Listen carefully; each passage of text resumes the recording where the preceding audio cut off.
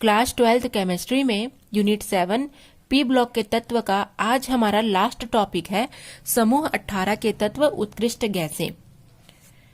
तो चलिए पढ़ना स्टार्ट करते हैं। सबसे पहले हम इसका सामान्य परिचय देखेंगे। तो समूह 18 के तत्व आवर्त सारणी में शून्य समूह के तत्व कहलाते हैं। इस समूह के कुल तत्वों की संख्या 6 होती है।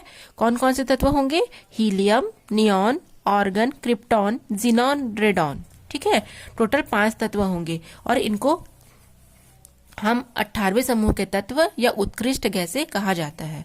ठीक है, और ये सभी जो है वो गैसीय अवस्था में ही पाई जाती है।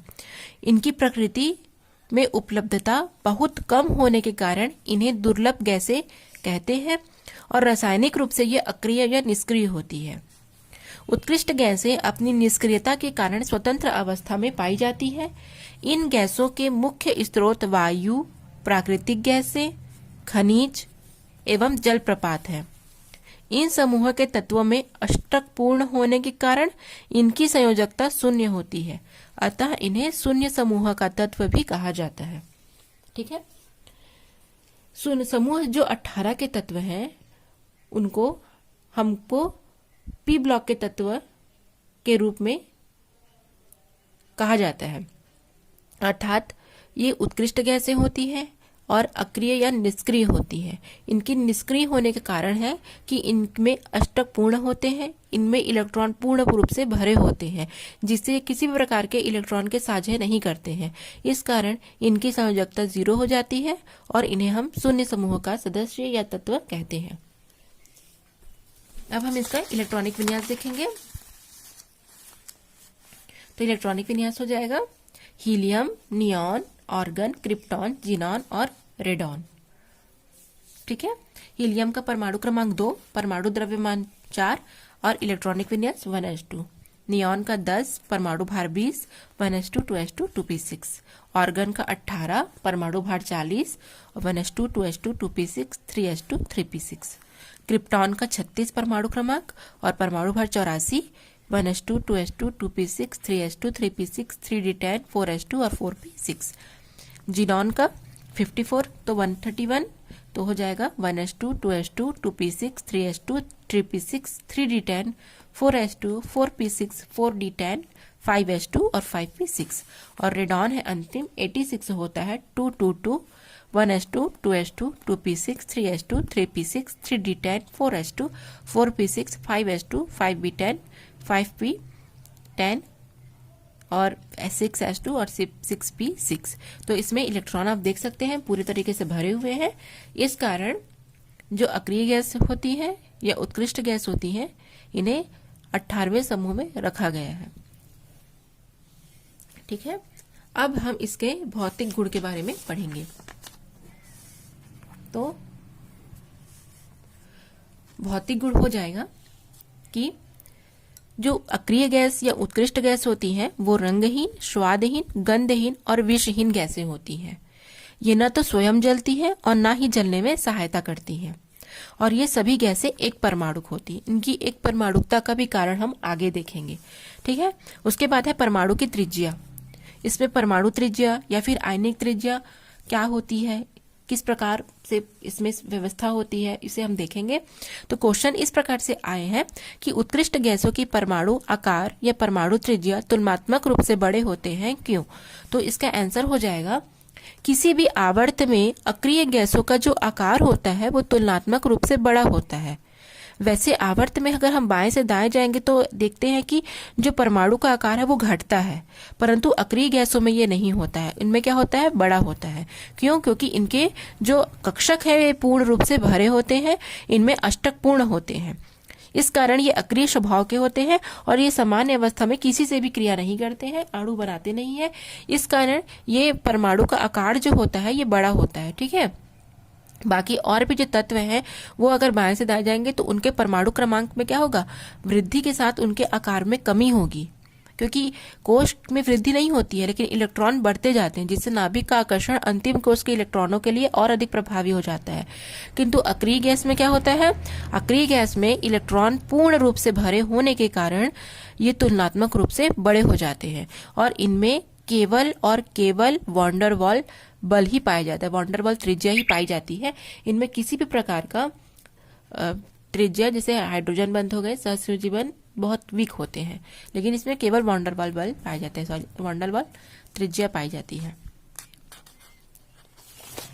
नेक्स्ट है आपका आयनन एंथैल्पी, ठीक है, आयनिक ऊर्जा, आयनन ऊर्जा या आयनन एंथैल्पी। तो इन समूहों के तत्वों के जो संयोजी कोश होते हैं उनमें अष्टक पूर्ण होने के कारण इस समूहों के जो तत्व हैं उनकी आयन ऊर्जा उच्च होती है, ठीक है, क्योंकि अष्टक पूर्ण होते हैं तो आयन भी पूर्ण होंगे। चूंकि समूह में ऊपर से नीचे की ओर आने पर परमाणु के आकार में वृद्धि से आयनन ऊर्जा में कमी होती है, अतः इलेक्ट्रॉन को निकालने के लिए हमको अधिक ऊर्जा देनी पड़ेगी, क्योंकि जैसे जैसे इलेक्ट्रॉन के आकार में वृद्धि होगी वैसे वैसे इलेक्ट्रॉन भी क्या होंगे, निकालने में अधिक हमको कठिनाई की आवश्यकता होगी। फिर है इलेक्ट्रॉन बंधुता। उत्कृष्ट गैसों के इलेक्ट्रॉनिक विन्यास स्थायी होते हैं। यह माना जाता है कि अन्य सभी तत्व इलेक्ट्रॉन ग्रहण करके या दान करके, है ना, उत्कृष्ट गैस जैसा व्यवहार या विन्यास प्राप्त करना चाहते हैं। इस प्रकार उत्कृष्ट गैसों में इलेक्ट्रॉन ग्रहण करने की प्रवृत्ति नहीं पाई जाती है, क्योंकि अष्टक पूरे होते हैं। इस कारण इनमें इलेक्ट्रॉन ग्रहण करने की क्षमता भी शून्य होती है, अर्थात धनात्मक होती है, और इनका जो इलेक्ट्रॉन बंधुता होता है उनका मान शून्य होता है, ठीक है। घनत्व एवं गलनांक। उत्कृष्ट गैसों के सभी भौतिक गुण परमाणु क्रमांक में वृद्धि के साथ बढ़ते जाएंगे, ठीक है। उसके बाद हम देखेंगे उत्कृष्ट गैसों के तत्वों की एक परमाणुकता प्रकृति का पाए जाने का क्या कारण है। तो जो उत्कृष्ट गैस होते हैं उनमें अणुओं का निर्माण एकल परमाणुओं से ही होता है, अर्थात ये सभी एक परमाणुकता प्रदर्शित करते हैं, क्योंकि इनके बाह्यतम कोश का जो इलेक्ट्रॉन है वो पूर्ण होता है, पूर्ण भरा विन्यास NH2 NP6 होता है, ठीक है, जो बंध निर्माण के पक्ष में नहीं होता है। इस कारण इसमें केवल एकल परमाणु होता है, ठीक है, एक परमाणु की प्रकृति ये प्रदर्शित करते हैं। अब हम इसके यौगिकों के बारे में देखेंगे, जिसमें सबसे पहले हम जिनॉन के फ्लोराइड, ठीक है, क्या होते हैं और उनकी संरचना के बारे में हम पढ़ेंगे। तो सबसे पहले यौगिक पढ़ेंगे। ऑक्सीकरण अवस्था, सॉरी गलत हो गया, थोड़ा मिस्टेक हो गया ना, ये ऐसे होगा और ये ऐसे होगा, थोड़ा मिस्टेक हो गया। ऑक्सीकरण अवस्था यौगिक है और संरचना है, ठीक है, थोड़ा मिस्टेक हो गया। तो यौगिक होंगे XeF2, ठीक है, जिनॉन के फ्लोराइड है ये, और ऑक्सीकरण होगा +2, तो ये sp3d संकरण पाया जाएगा और इनकी आकृति रेखी होगी। जब XeF4 यौगिक है तो इनकी ऑक्सीकरण अवस्था क्या होगी, +4 होगी, अर्थात इसमें sp3d2 संकरण पाया जाएगा और इनकी आकृति वर्ग समतलीय होगी। XeF6 ऑक्सीकरण अवस्था +6, sp3d3 संकरण और आकृति पंचभुजीय द्विपिरामिडीय होगी, ठीक है, ये ऑक्साइड में आएंगे, ठीक है, ये फ्लोराइड में नहीं आएंगे। तो आप संरचना देख सकते हैं इस प्रकार की होगी। यह है XeF2, यहां पर क्या होता है, sp3d संकरण पाया जाता है, ठीक है, जिनॉन में sp3d संकरण पाया जाता है और इनकी जो आकृति है वो क्या होती है, रेखीय होती है। इसमें sp3d संकरण पाया जाता है, ठीक है। यहां पर आप देख सकते हैं sp3d2 संकरण पाया जाता है और इनकी जो आकृति होती है ये वर्ग समतलीय होती है।